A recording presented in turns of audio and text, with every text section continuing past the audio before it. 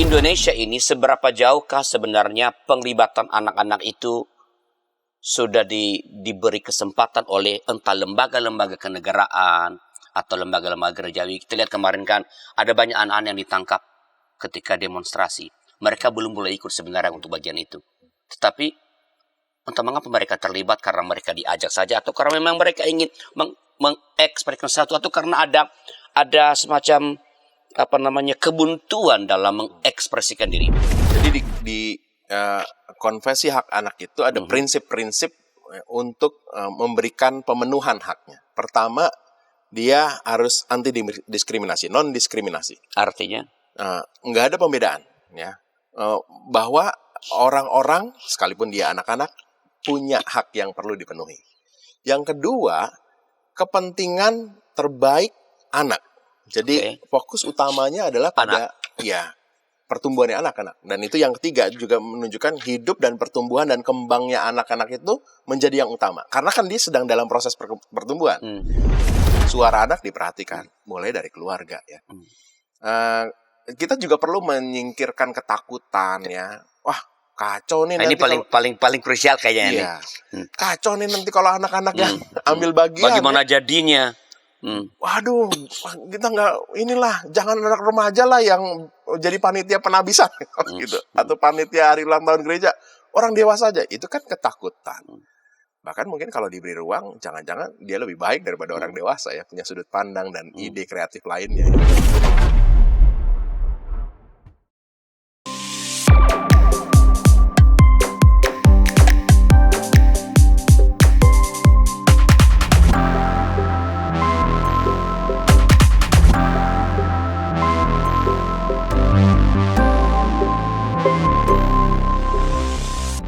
Sahabat KBI, kita kembali berjumpa dalam acara Warteg RI, Warung Teologi dan Refleksi Iman, dengan saya Arlen Flores sebagai penjaga warung.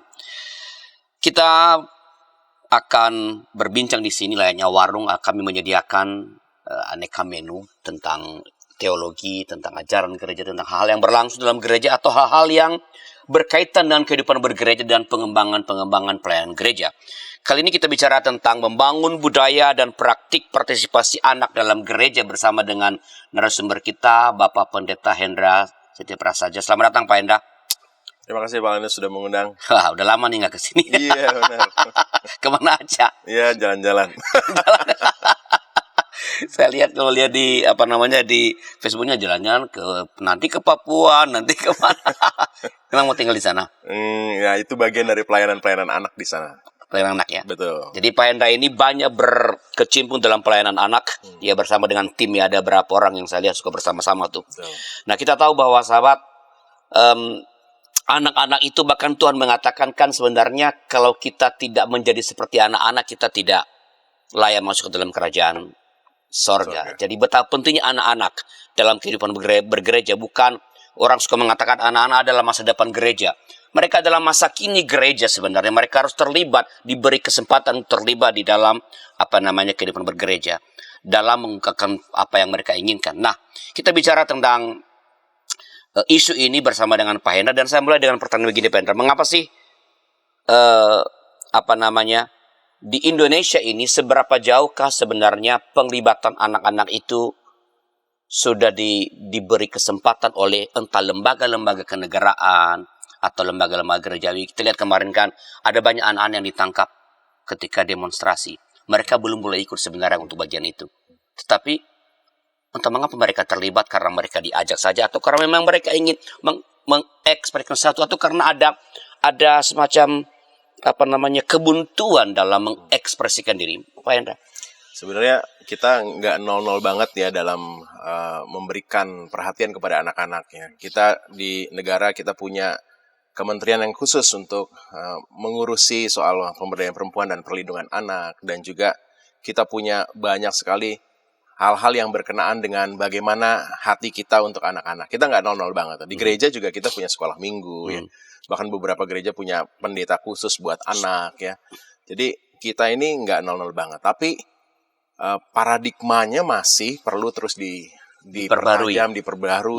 Karena masih seperti yang Pak Alian sampaikan tadi, bahwa anak-anak seperti belum dipandang sebagai manusia yang utuh ya, masih kecil, belum perlu untuk diberikan ruang untuk memberikan kontribusi, belum perlu untuk diberikan kesempatan untuk mengambil keputusan-keputusan, sehingga akhirnya ya belum maksimal. Nah, dalam kasus-kasus demo misalnya ya banyak dipengaruhi, dan kan beberapa yang terlibat tuh remaja remaja yang mungkin pengambilan keputusannya juga belum begitu matang ya, tapi mudah dipengaruhi, dan para orang dewasa memanfaatkan justru untuk kepentingannya bukan posisi terbaik, kepentingan terbaik buat anak, tapi ada kepentingan dewasa yang lalu nampaknya anak diberi ruang untuk terlibat dalam beberapa hal, termasuk demonstrasi belakangan. Di penglibatan anak sebenarnya bukan demi kebutuhan sang anak, tapi demi tujuan-tujuan tertentu dari orang-orang dewasa yang melibatkan. Betul, dan itu sangat semu kan,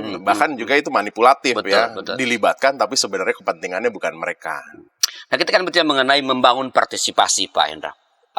Apa sih sebenarnya arti dari partisipasi anak itu? Jadi di Konvensi Hak Anak yang mendasari partisipasi anak ini, sebenarnya diatur banyak hal soal bagaimana orang dewasa perlu untuk menjadi orang-orang yang memberikan ruang terpenuhnya hak-hak anak. Dan mereka perlu juga untuk sebenarnya mendengarkan hak anak ya, mendengarkan apa-apa yang menjadi kebutuhan anak. Ketika mereka didengarkan, lalu mereka juga terlibat dalam pengambilan keputusan yang berkenaan dengan kehidupan mereka, itulah ruang-ruang partisipasi. Singkatnya, partisipasi anak itu adalah hak anak yang didengar, ia mampu juga menyampaikan pendapatnya, ia terlibat dalam hal-hal yang berkenaan dengan kehidupannya, yang berpengaruh pada hari-harinya, mungkin yang nantinya akan membuat dia bisa bertumbuh, berkembang ya. Segala sesuatu tentang hak anak untuk didengar, menyampaikan pendapat, untuk terlibat dalam keputusan-keputusan yang berkenaan dengan kehidupannya, tentunya sesuai dengan umurnya ya. Nah, itulah partisipasi, Pak. Nah, ini sebuah anjuran, atau sebenarnya karena ini kan ada ada dalam konvensi anak ya. Jadi perlindungan anak. Apakah ini sekedar sebuah anjuran bagi mereka yang kita sebut memberikan itu, orang tua, sekolah, gereja, negara, atau sebenarnya ini sebuah bersifat imperatif bahwa Anda harus memberikan, Anda harus mendengarkan, melibatkan anak-anak? Apakah perlu anjuran atau sebenarnya keharusan? Sebenarnya ini adalah sebuah hal yang mengikat, karena Indonesia sudah memberikan diri untuk mengesahkan, meratifikasi Konvensi Hak Anak. Tahun 89 itu Konvensi Hak Anak ditetapkan, kemudian pada masa era Presiden Soeharto, lalu ia menetapkan dengan peraturan presidennya bahwa kita Indonesia membawa diri untuk juga terlibat dalam gerak itu, meratifikasi Konvensi Hak Anak, dan kita terlibat dalam proses mewujudkan dunia yang layak anak. Dan lalu makanya lahir lagi turunannya ya, ada Undang-Undang Perlindungan Anak di Indonesia. Ya, kemudian bahkan di tahun berikutnya diperbarui, dipertegas. Itu kan UU nomor 23 tahun 2002 itu kan diperbarui ya, diperbarui dengan 35 tahun 2014 tuh, tentang hukuman pidananya lebih berat, kemudian fokusnya pada bagi yang melakukan fokusnya pada korban dan juga pelakunya, pemulihan-pemulihan juga dilakukan. Jadi kalau sudah ada di undang-undangnya, jadi saya pikir itu adalah sesuatu yang benar, harus dilakukan. Jadi ini bukan anjurannya gitu, tapi itu sesuatu yang harus dilakukan. Jadi semua orang, semua lembaga, termasuk gereja, harus memberi kesempatan untuk mendengarkan anak-anak.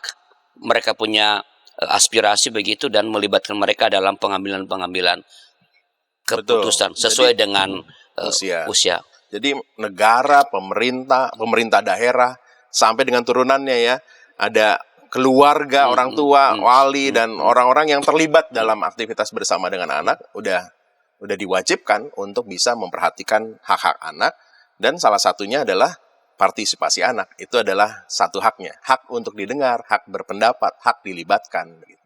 Nah, itu kan mengapa sih partisipasi anak itu penting dalam kehidupan bergereja? Jadi kita melihat ya, banyak sekali kasus-kasus yang terjadi di sekitaran kehidupan anak-anak. Kita melihat kasus-kasus pelecehan ya, kasus-kasus kekerasan pada anak-anak, dan ini yang menurut saya menjadi situasi yang urgen ya.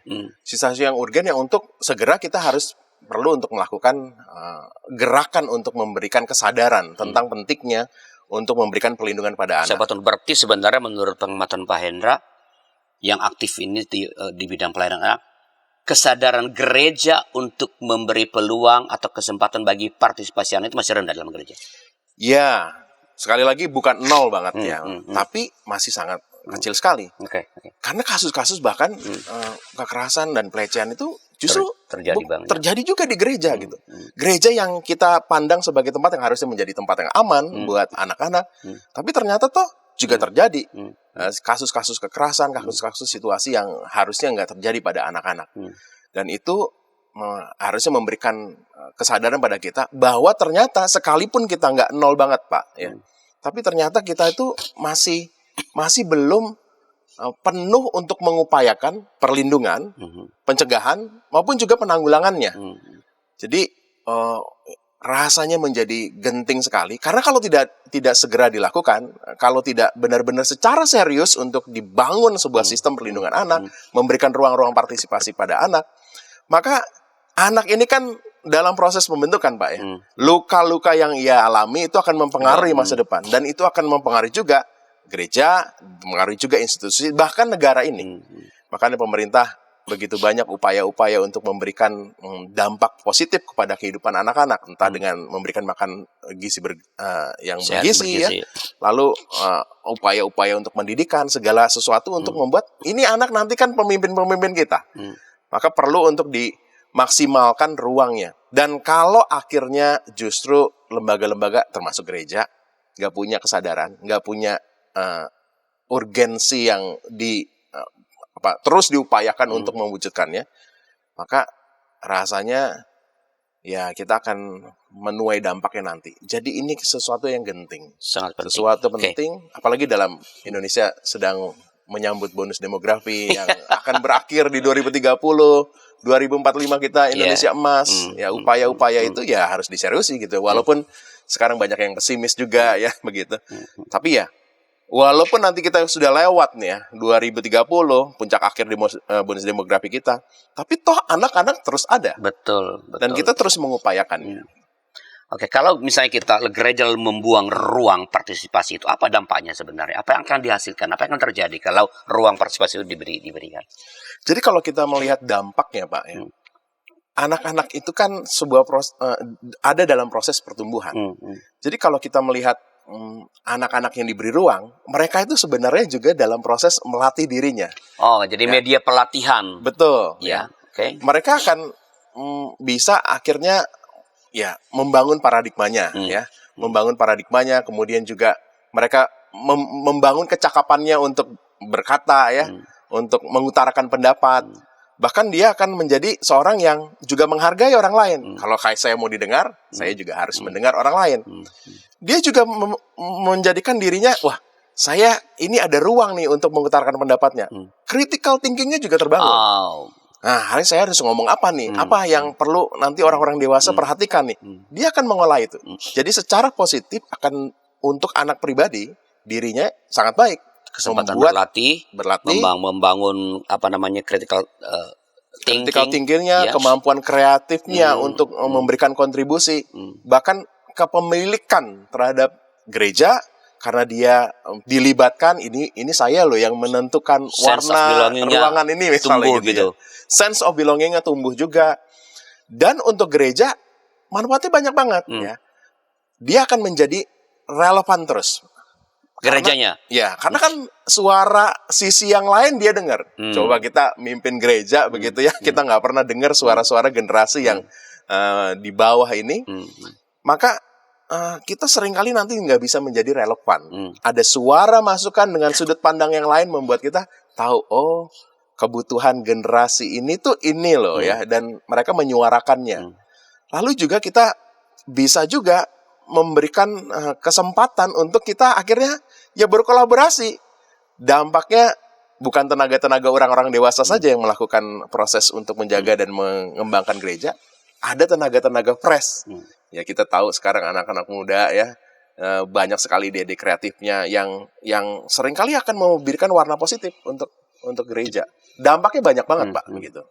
Jadi memberikan ruang bagi anak untuk berpartisipasi, bukan saja hanya akan menolong anak-anak untuk berlatih, mengembangkan pemikiran kritis, pemikiran kreatif, tapi sebenarnya itu adalah gereja secara tidak langsung sedang menyiapkan pemimpin-pemimpin gereja, aktivis gereja di masa depan. Begitu. Betul. Nah, itu kan seorang pemimpin kan harus dicetak juga, Pak, ya. Dilatih, mengambil keputusan, bagaimana dia melihat masalah yang ada, bagaimana ia berkontribusi di dalamnya. Itu akan menjadi maksimal kalau ada ruangnya. Ini kan kayak praktek ya. Kalau sedikit-sedikit ditutup nggak usah ya, anak-anak akan ngapain mampet. Ya, saya nanti juga dilarang untuk mengutarakan nggak ada pendapat. keberanian untuk mencoba sesuatu. Juga nanti dia nggak akan punya pandangan kritis ya. Udahlah, gereja ya begitulah. Saya tinggalin bahkan ya begitu. Gereja akan jadi fosil. Kalau dia diberi ruang, dia akan terus, waduh, apa yang aku bisa kontribusikan ya untuk gereja ya? Apa yang bisa aku kembangkan? Bagian mana yang bisa aku di dalamnya terlibat ya? Karena tadi yang merasa ini punya saya, merasa sense of belonging tadi. Jadi seorang pemimpin akan juga mendapatkan ruang ya. Anak-anak berlatih sebagai seorang pemimpin. Bahkan beberapa kasus yang ekstrim ya, ya anak-anak bisa diserahkan ya. Ini nih camp anak kali ini kalian yang kelola misalnya gitu ya. Wah, itu mereka akan mengeluarkan banyak hal termasuk juga kemampuan kepemimpinannya. Efektif banget. Pelatihan-pelatihan mencetak para pemimpin justru akan jadi sesuatu yang nyata. Karena kita memberi ruang itu, Pak. Nah, ini kan kalau kita bicara mengenai partisipasi anak, ini kan gerakan global juga itu kan dipicu oleh upaya pemenuhan hak anak. Kesan sangat sekuler. Nah, apakah ini memang kita bicara ini kan mengenai ruang gereja? Apakah memang ada contoh-contoh ini di dalam kitab suci? Setelah beberapa informasi berikut ini. Hai kiddos. Ku datang dan Inci, betul. Kodok lumpuh dan ayam buta. Kiddy time. Para pimpinan gereja di sana-sini mengakui bahwa jangankan warganya atau para pendetanya, mereka sendiri juga tidak begitu tahu karena sesudah menerima dokumennya Taruh di kantor sinode tidak ada upaya untuk sosialisasi. Jadi sama juga kayak masalah bioetika di Indonesia ya, apakah boleh begini, apakah boleh, tapi kita harus bertanya lebih dalam lagi sebagai orang Kristen, apa sikap etis dan apa keputusan etis yang merupakan refleksi daripada visi moral dari iman Kristen. Hadirkan Tuhan sebagai sahabat, bukan hanya sebagai majikan yang di atas atau hakim. Hadirkan Tuhan sebagai sahabat kita juga, yang mau mendengar, mau meraih, yang kamu bisa seadanya dengan dia, yang kamu bisa nikmati kehadirannya. Kalau gereja bisa lakukan itu, apapun alirannya, saya kira Gen Z akan merasa ini rumah. Ternyata masih banyak komunitas kita yang tanpa sadar budaya hierarkis di dunia itu dibawa masuk ke gereja. Bagaimana sikap majelis, sikap anggota jemaat terhadap satpam gereja, terhadap pekerja gereja, itu kita kadang-kala tidak memperlakukannya sebagai sahabat, tapi ya pesuruh aja yang ya udahlah.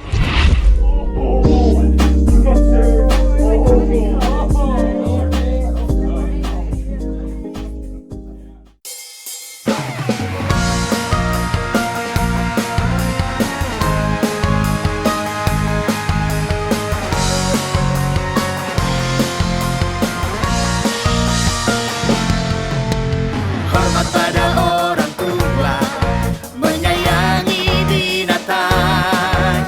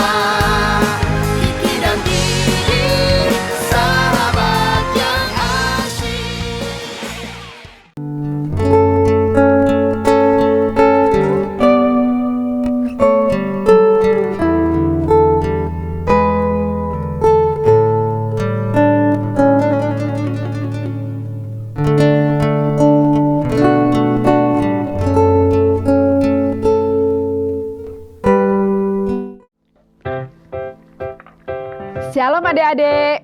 Hari ini Kepik berkeliling dari desa ke desa. Kepik pengen ke rumah Pak Tani. Coba, ada yang tahu nggak di rumah Pak Tani ada apa saja? Ayo, coba tebak. Apa coba? Betul, ada sapi. Mo. Mereka sekarang rukun dan jalan bersama-sama pulang ke rumah Pak Tani. Kak Evelyn, tapi sebelum tidur aku mau dengar dongeng dulu. Katanya tadi sudah ngantuk. Pokoknya aku mau dengar dongeng dulu, Kakak. Jadi pangku nih. Kayak cerita ya, siap? Ayam buta hanya bisa mendengar suara orang berseru-seru sambil berlari. Lari, kebakaran. Sekarang kodok lumpuh itu bebas berada di atas punggung semua ayam. Kemanapun dia mau pergi, ayam-ayam siap membawanya.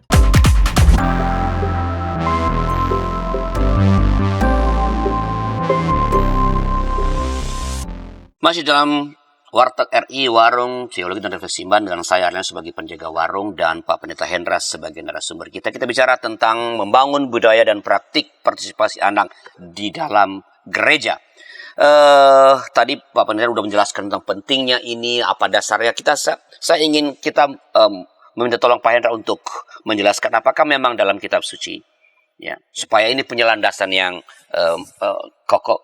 Ada contoh-contoh enggak tentang bagaimana ayam dilibatkan, berpartisipasi dalam kehidupan keumatan begitu? Yang paling terkenal adalah ketika Yesus memposisikan anak-anak ya untuk menjadi contoh dan orang-orang bisa belajar darinya. Itu kan posisi yang melibatkan anak dalam pengajaran. Tapi sebenarnya jauh sebelum Perjanjian Baru, kisah-kisah tentang Tuhan Yesus, di Perjanjian Lama itu sudah banyak sekali kisah-kisah tentang anak-anak yang diberi ruang. Misalnya ketika Musa diangkat dari air, lalu ada putri Firaun yang mengambilnya. Miriam datang, saudaranya Musa datang, dan dia berkata, akankah aku memberikan seorang ibu untuk menyusui anak ini? Lalu putri Firaun itu, oh iya boleh. Artinya suara Miriam itu didengar. Pendapatnya juga diberi ruang itu. Saya nggak ngebayangin ya. Itu seorang putri ya. Iya, seorang dan putri. Ini enak. Ini bukan rakyat jelata lah begitu ya. Tapi diberikan akses gitu ya. Jadi dalam konteks itu berarti kan anak-anak diberikan ruang untuk menyatakan pendapatnya. Bahkan Miriam sendiri itu dengan pedenya ya ngomong gitu. Saya nggak ngebayangin gimana orang tua Miriam melatih dia gitu ya. Itu kan hasil didikan keluarga. Dan ngomong kepada seorang putri toh. Orang besar. Iya. Itu dengan pedenya dia berkata demikian. Dan putrinya juga memberikan ruang. Berarti ini mengandaikan bahwa dalam keluarga Miriam ini ada kesempatan berproses untuk punya keberanian berbicara seperti itu. Ya, karena seseorang anak akan menjadi seperti itu karena ada banyak sekali proses yang sebelumnya terjadi. Dan itu pasti dilakukan di tengah konteks keluarga. Karena keluarga Ibrani kan punya banyak sekali budaya yang melibatkan anak-anak, bagian dari proses pendidikan mereka di tengah keluarga. Lalu kisah tentang Naaman misal Pak. Gadis tawanan itu yang bekerja di rumah Naaman lalu bisa ngomong tentang imannya loh Pak ya. Andai kata tuanku itu akan pergi ke seorang nabi di Samaria, dia ngomong soal imannya di konteks dia seorang tawanan, pimpinan tentara ya. Dan itu menunjukkan bahwa sekali lagi berarti kan anak gadis ini juga dididik dan bahkan sekalipun dia dibuang di tempat yang lain ya, keluarganya itu memberikan sebuah proses yang membentuk dia punya kemampuan untuk menyatakan pendapatnya. Itu adalah dua contoh yang menurut saya penting sekali ya. Dan pendapatnya didengarkan oleh orang-orang besar ya. Dan juga akhirnya diikutin gitu ya. Itu kan dahsyat banget ya. Anak-anak diikuti, diberikan ruang dan dia berkontribusi. Saya nggak kebayangin Pak. Setelah Naaman pulang ya, itu anak gimana bahagianya ya, gitu ya. Wah, aku loh pendapatnya didengar loh dan Tuhan menjadi sembuh ya. Itu menjadi sesuatu yang pasti membahagiakan. Dan di kemudian hari bukan hanya si anak akan mampu juga dengan pede untuk mengutarakan pendapatnya, orang tua juga akan punya pertimbangan ya. Kita sisi lain yuk, pendapat anak ini gimana ya? Mendengarkan jadinya ya. Mendengarkan. Dampaknya buat orang dewasa terlihat jelas, juga untuk anak-anak. Kisah 5 roti 2 ikan, Pak. Oh iya. Ya, bagaimana seorang anak memberikan apa yang menjadi bekalnya. Justru Itu kan mereka yang memulai ya.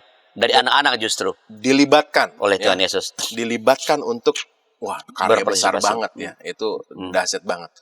Dan ada banyak sekali hal-hal yang berkenan. Tuhan Yesus sendiri ketika umur 12 tahun, ketika Di bait- Maria mencari dia, di bait ya, suci ya. kan dialog itu terjadi. Iya, Kenapa kamu melakukan ini? Iya, ya? iya. Yesus lalu mengatakan, bukankah aku harus tinggal di rumah Bapakku? Dialog Maryam dengan Tuhan Yesus itu menunjukkan, wah, anak ternyata diberikan ruang. Bahkan dalam kisah itu, para alim ulama mendengarkan Yesus dan kagum akan jawab dan kecerdasan Tuhan Yesus. Ruangnya besar, Pak.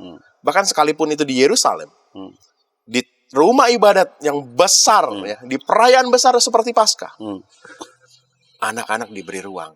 Dan saya pikir itu memberikan fondasi, Pak, bahwa tradisi, sejarah, bahkan Yesus sendiri memberikan ruang pada anak-anak, melibatkan, mendengar pendapatnya. Ya. Nah, ini saya pikir gereja punya fondasi kuatnya untuk melakukan, membuka ruang untuk partisipasi anak itu terjadi. Jadi dari penjelasan bahwa dalam kitab suci itu ternyata bukan hanya ada contoh, tetapi sebenarnya bukan hanya diberi ruang, tetapi dampak dari itu bahwa ternyata partisipasi anak itu menghasilkan hal-hal yang besar. Tadi soal kesembuhan Naaman, soal nanti tadi Musa ya, lalu terjadinya mujizat yang luar biasa dalam 5 roti dan 2 ikan itu bahwa partisipasi anak-anak itu menghasilkan hal-hal yang sangat konstruktif dan baik begitu. Ya, Musa misalnya. Kalau Miriam nggak ambil bagian, kita ngebayangin bagaimana prosesnya itu. Dan karena ada kontribusi anak, dampaknya perjalanan bangsa Israel selanjutnya itu kisahnya menjadi ajaib sekali kan. Naaman menjadi percaya. Dan sampai hari ini kita belajar dari kisah itu ya. Jadi ada banyak sekali hal-hal yang dampaknya itu generasi ke generasi akan kita lihat ketika anak-anak diberi ruang. Nah, kalau anak-anak diberi ruang untuk berpartisipasi, apa nggak bahaya tak? Apakah mereka tidak apakah sudah cukup matang mereka untuk memutuskan segala sesuatu? Ini kekhawatiran orang dewasa. Gimana? Jadi di konvensi hak anak itu ada prinsip-prinsip untuk memberikan pemenuhan haknya. Pertama, dia harus anti diskriminasi, non diskriminasi. Artinya nggak ada pembedaan, ya.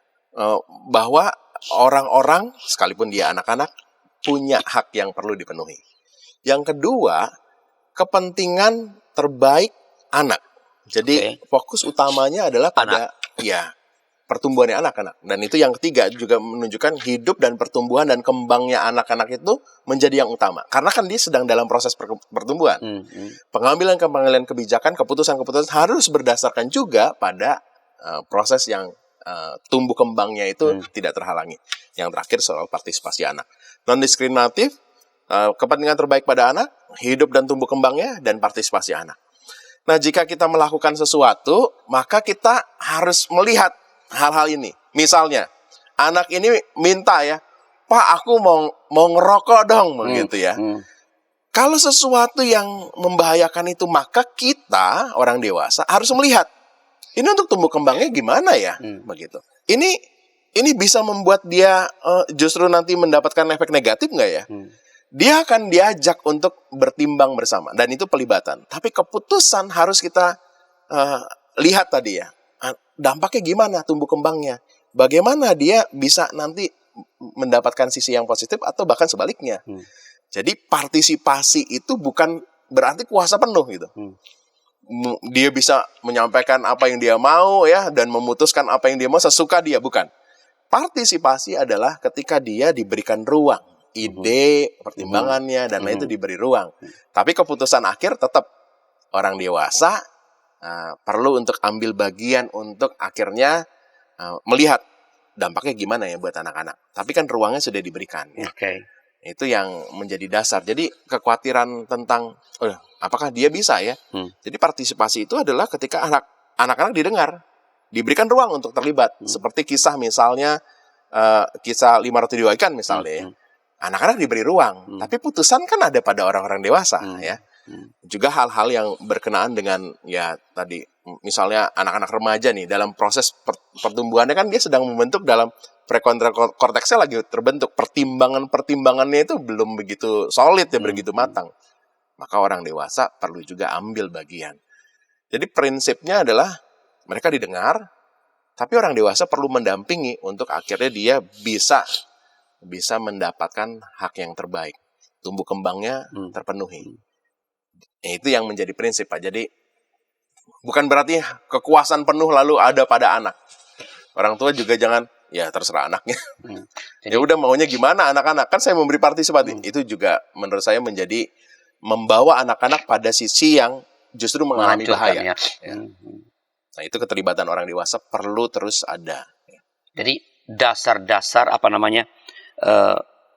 tadi kebutuhan, kepentingan anak dan tumbuh kembangnya sang anak, itulah yang menjadi ukuran apakah anak diberi kesempatan, bukan apakah anak boleh berpartisipasi dalam bagian-bagiannya atau tidak, begitu. Ya, yang terpenting dalam proses pengambilan keputusan yang akhirnya misalnya ya, dia pengen A lalu putusannya B. Tapi proses itu diberikan ruang di mana dia mengutarakan pendapatnya. Oke, bahwa nanti tidak dipenuhi itu setelah diberikan penjelasan begitu ya. Didengar dan dia paham. Oh iya, aku nggak boleh pilih A karena begini-begini. Dia dijelaskan dan dia sadar. Karena dalam prinsip partisipasi anak itu ada kesadaran, Pak. Kesadaran dari si anak dan orang dewasa pengambil keputusan bahwa ini terbaik buat dia. Dia nggak suka sih makan sayur misalnya, nggak suka dia. Tapi ini terbaik dan dia sadar, dia mengupayakannya. Ya, walaupun dia nggak suka, tapi dia menjalankan. Nah, ini yang menjadi hal yang penting untuk disadari. Kalau anak misalnya meminta saya nggak mau sekolah lagi, nah lalu kita prinsip yang pertama kan mendengar dulu. Dengar. Kenapa kamu? Enggak boleh, kamu harus sekolah gitu. Itu kan problem yang kita yang biasa lakukan. Pokoknya orang dewasa punya harus otoritas. begini. Tapi kenapa kamu nggak mau sekolah? Coba cerita dulu. Dia akan mengutarakan pendapatnya. Lalu ada apa yang menjadikan kamu punya pendapat seperti itu? Ya. Dilibatkan. Lalu apa dampaknya? Sampai dengan titik di mana dia akhirnya mengambil keputusan. Kamu mungkin nggak suka sekarang, tapi Papa melihat ini penting buat kamu. Yuk, tetap sekolah. Nah, itu tuh ruang pengambilan keputusan, Pak. Di dalam proses mereka berpartisipasi ada proses penyadaran ya. Jadi pendidikan untuk menyadarkan itu terjadi di sana. Ya. Karena tadi tujuannya kan adalah supaya sebagai bagian proses berlatih ya, bukannya berlatih mengambil keputusan, berlatih juga mereka untuk menumbuhkan kesadaran pada apa yang baik, apa yang tidak baik, apa yang perlu, apa yang tidak perlu, apa yang sudah bisa, apa yang belum bisa. Bukan tidak boleh, tapi betul. Jadi ini yang perlu dilatih ya, Pak. Orang dewasa juga perlu dilatih untuk akhirnya memberi ruang partisipasi itu jadi baik. Karena ya ini bukan perkara yang mudah, harus piawai juga kan. Jadi kan pertanyaan tadi kan, ya. Gitu. Sehingga anak-anak bisa bertumbuh, akhirnya terbawa dengan pilihan yang lebih baik untuk dia. Itu kan perlu keterampilan juga, Pak. Jadi pertanyaan-pertanyaan yang menuntut anak-anak akhirnya kalau bisa bukan kita yang memutus, mereka yang memutus. Oh kalau begitu saya nggak usah terlibat di sini. Ya. Jadi, tapi itu mengandalkan kecerdasan orang-orang dewasa, toh.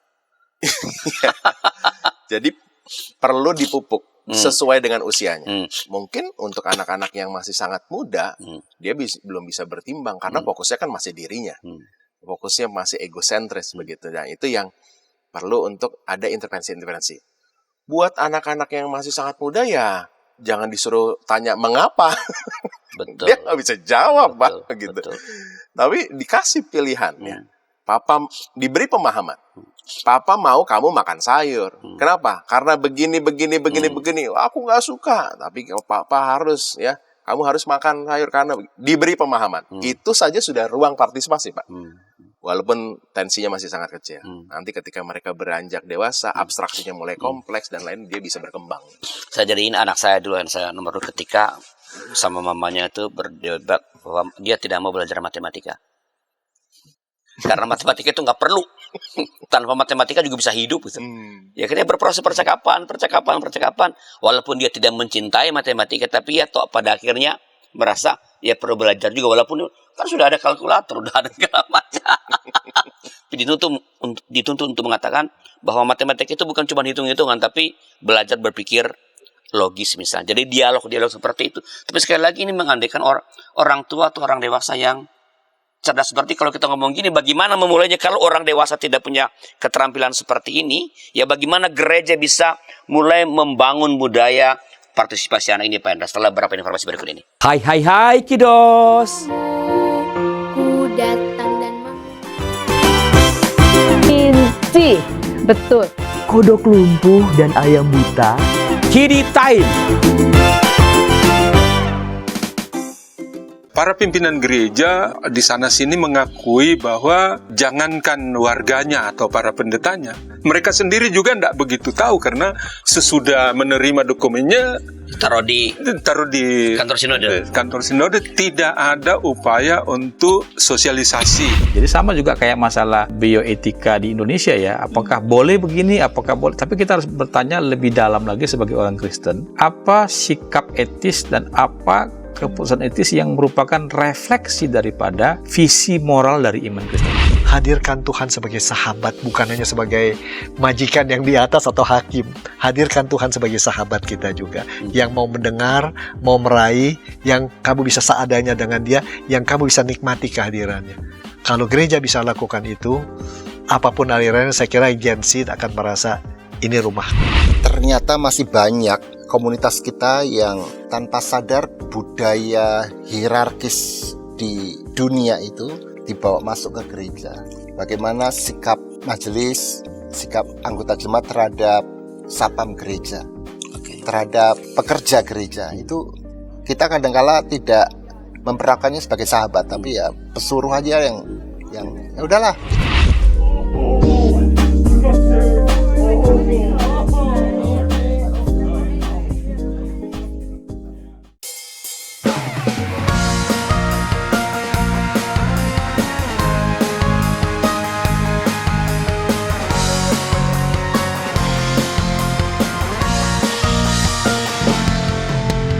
Hormat pada orang tua, menyayangi binatang, rajin ke sekolah minggu, selalu giat belajar, tidak membedakan orang, semua dijadikan sahabat, dipercaya oleh guru-guru di sekolah.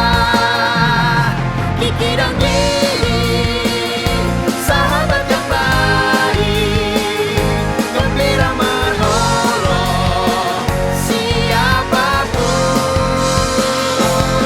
membela yang lemah, menegur yang salah. Kiki dan Gigi, sahabat yang asyik.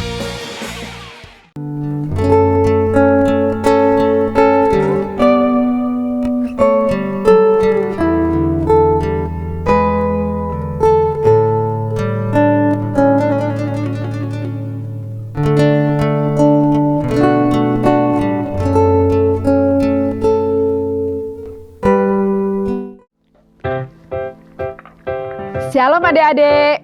Hari ini Kepik berkeliling dari desa ke desa. Kepik pengen ke rumah Pak Tani. Coba, ada yang tahu nggak di rumah Pak Tani ada apa saja? Ayo coba tebak. Apa coba? Betul, ada sapi. Mo. Mereka sekarang rukun dan jalan bersama-sama pulang ke rumah Pak Tani.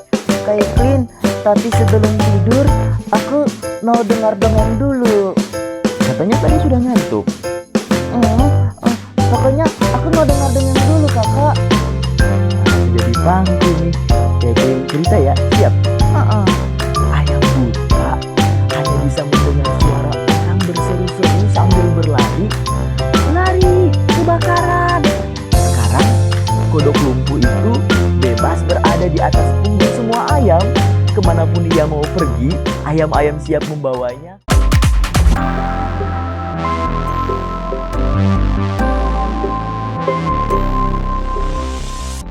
Masih dalam Warteg RI, Warung Teologi dan Refleksi Iman, dengan saya Arlianus sebagai pelayan warung, dan narasumber kita Bapak Pendeta Hendra. Yang sedang kita bincangkan adalah membangun budaya dan praktik partisipasi anak dalam kehidupan bergereja. Dan kita ini ada di segmen yang terakhir. Nah, Pak Pendeta Hendra, tadi kan saya titip pertanyaan di segmen kedua. Bagaimana atau dari mana gereja memulai membangun budaya partisipasi anak ini? Yang utama adalah paradigma, Pak. Karena paradigma menentukan nanti sikap. Paradigm shift ya. Ya, jadi ubah paradigma bahwa anak itu bukan hanya sekedar penerima program ya, bukan ya kita anggap dia nggak perlulah ambil keputusan ya, tapi dia adalah juga subjek. Dia adalah bagian dari pribadi yang juga berpengaruh mengambil kontribusi di kehidupan gereja, dan itu menurut saya paling utama. Dan siapa yang harus punya paradigma itu? Ya, yang utama adalah para pengambil kebijakan. Ya. Berarti pimpinan gereja. Ya, saya sering kali bicara soal hal ini kepada guru-guru sekolah minggu. Asumsinya, ya mereka yang terlibat pada anak-anak. Padahal mereka nggak punya juga kekuatan untuk mengadakan kebijakan-kebijakan. Penting untuk dalam konteks gereja GKI misalnya, ya majelis jemaat, pendeta, penatua, ya punya paradigma keberpihakan pada anak. Lalu setelah ada paradigma, kalau sudah ada berpikirnya keberpihakan pada anak, ya ada ruangnya, Pak. Ada ruang di mana anak-anak mengambil bagian untuk menyuarakan, terlibat, kontribusi ya, dan itu secara aman ya. Kan namanya juga anak-anak ya, ketika dia berbicara mungkin nggak sekomprehensif orang-orang dewasa. Ada salahnya, ada ini. Jangan lalu sedikit-sedikit lalu dimarahin ya. Wah, kamu pendapatnya nggak bener nih gitu. Itu akan membuat anak-anak jadi minder untuk mengutarakan pendapatnya, takut untuk menyuarakan karena sedikit-sedikit nanti dimarahin ya. Lalu kita juga perlu membiasakan untuk mendengar suara anak nih. Nah, itu ada teknik-teknik tersendiri kan ya. Ketika anak-anak sudah bersuara, maka ya kita baik ya pendapatmu ya, ada pertimbangan yang lain nggak ya gitu. Itu kan cara-cara kita untuk memberikan bahwa sebenarnya apapun suaramu, aku mendengarkannya. Ya, dalam konteks ibadah misalnya ya, kita memberikan ruang di mana anak-anak didengar lagu yang baik menurutmu yang apa ya.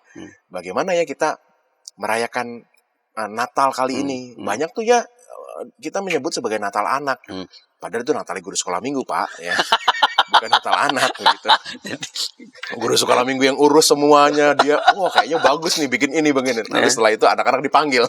Jadi penonton ya. Atau setidaknya kamu jadi domba ya. Nggak tahu, anak-anak nggak pernah dilibatkan. Nah, itu penting juga. Dari prosesnya ya. Betul. Dan itu kan artinya panjang, Pak. Kita akan memerlukan waktu ekstra daripada ya kita orang dewasa memutuskan cepat, Pak. Tapi kalau anak-anak dilibatkan, maka kita perlu ekstra waktu. Artinya itu kesabaran ya. Ya, kita berikan juga. Nggak bisa tuh dadakan-dadakan ya, kita harus libatkan proses itu. Keputusan-keputusan apapun, keputusan kecil misalnya dengan warna dekorasi, jenis kostum, itu kan udah sebuah proses perlibatan. Dan orang-orang yang berkenan langsung, guru sekolah minggu, orang tua juga perlu dilatih, Pak ya. Dilatih tadi ya, bagaimana mengutarakan pertanyaan-pertanyaan yang membawa anak-anak pindah dari sebuah pemahaman ke pemahaman yang lain ya. Itu juga perlu dilatih kan. Nah, saya pikir itu yang penting. Dan di gerakan Ramah Anak, Pak, ada namanya Forum Anak. Forum Anak, apa itu? Anak. Jadi sebuah forum di mana anak-anak diberikan ruang bersuara versinya.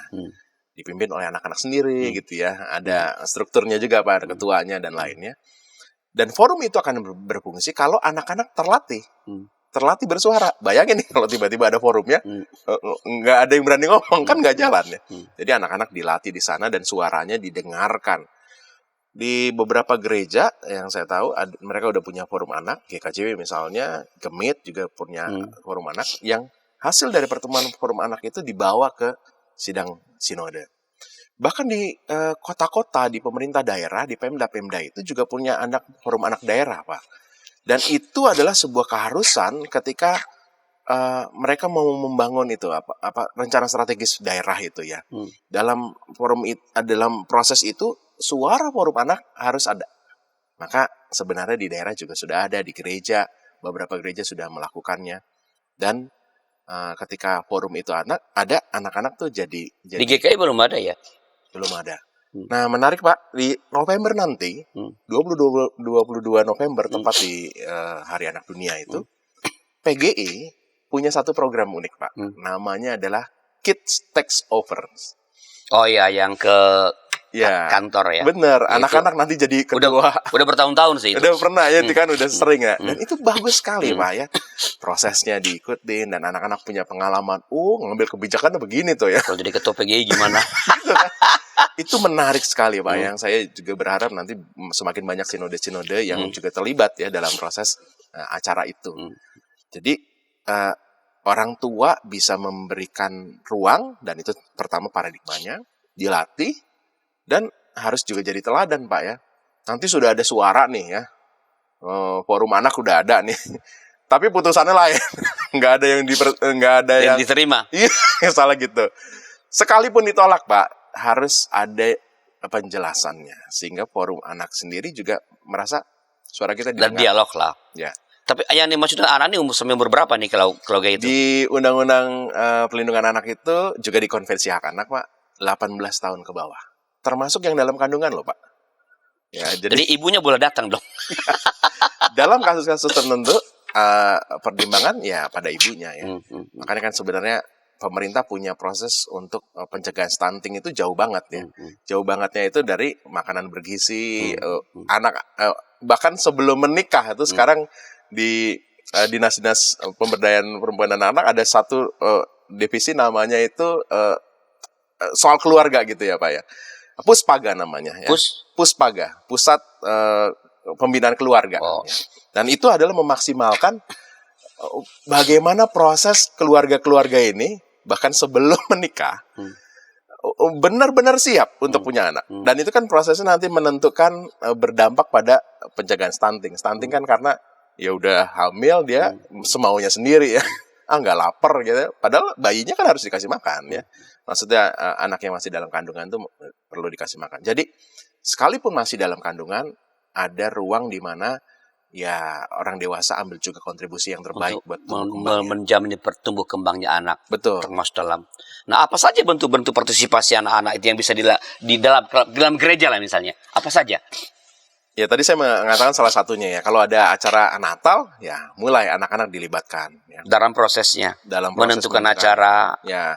Saya punya satu pengalaman ketika pasca tahun lalu itu ada satu gereja GKI Residen Sudirman mengundang saya untuk gimana sih penerapan partisipasi anak. Wah menarik sekali ya.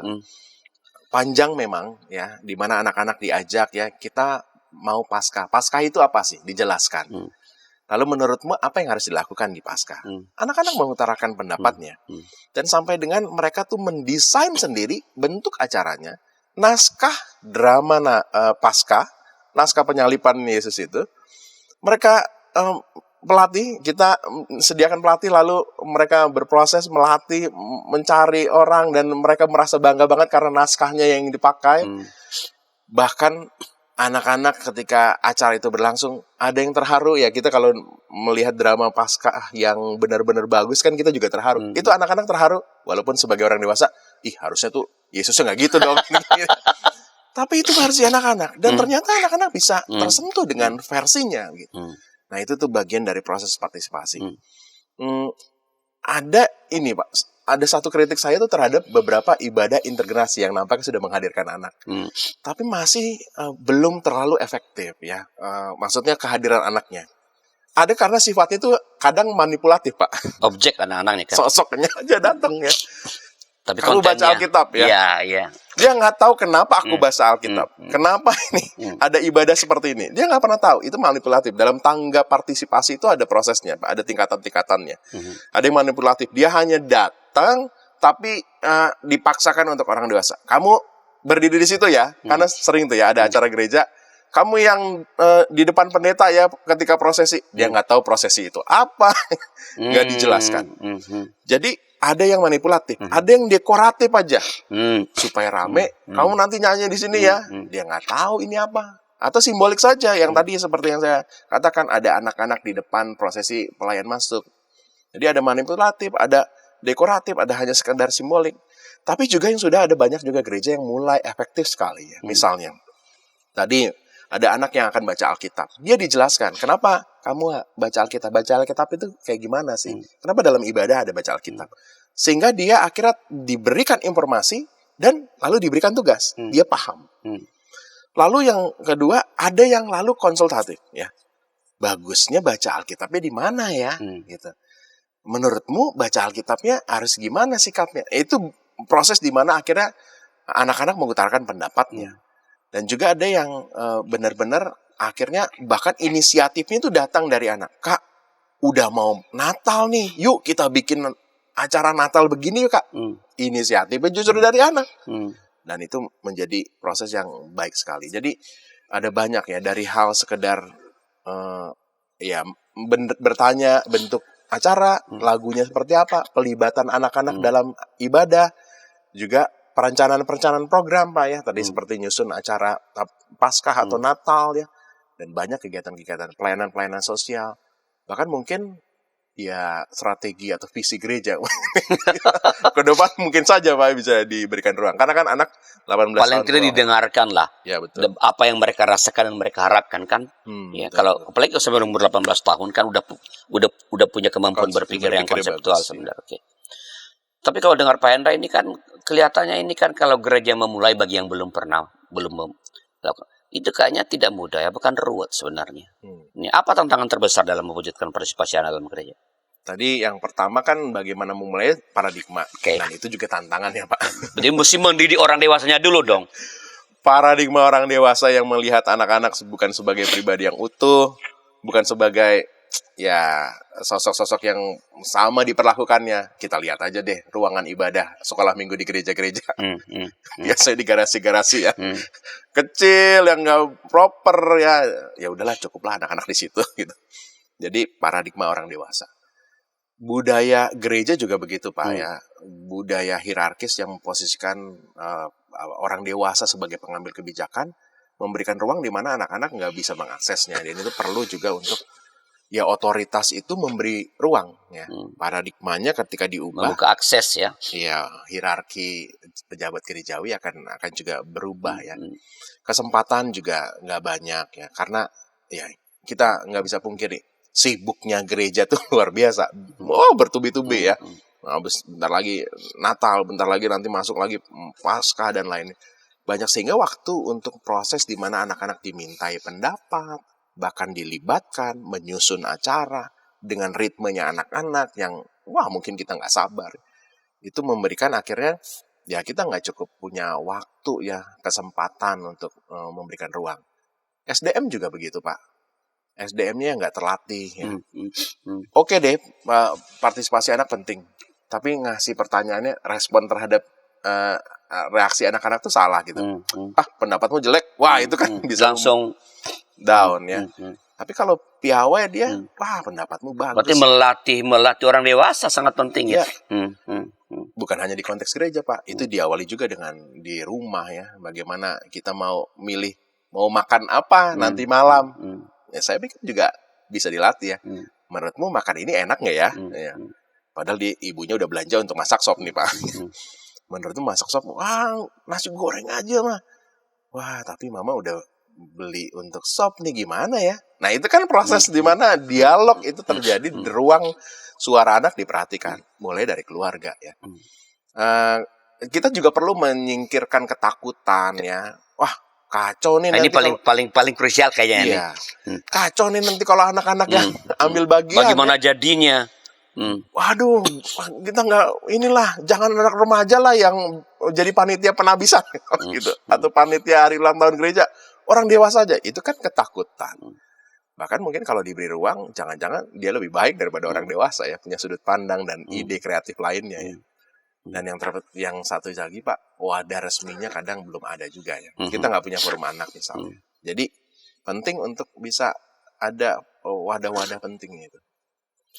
Kan kalau kita lihat Pak Hendra, kalau untuk walaupun sekali lagi di gereja kan ada banyak strukturnya, tapi kalau di gereja misalnya kan yang paling dekat dengan anak-anak kan adalah guru-guru sekolah minggu.